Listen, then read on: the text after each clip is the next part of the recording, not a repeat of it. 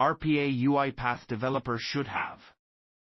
UiPath skills: learn how to use UiPath software for automating tasks. Problem solver: be good at finding solutions to problems. Communication: talk to people well and explain things clearly. Testing and fixing: test your automations and fix any mistakes. Security awareness: keep data safe and follow security rules. Understand processes: know the business processes you're automating. Learning: keep learning about RPA and new features.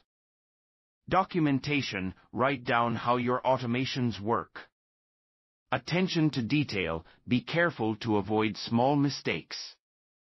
Resource use: use your computer resources wisely.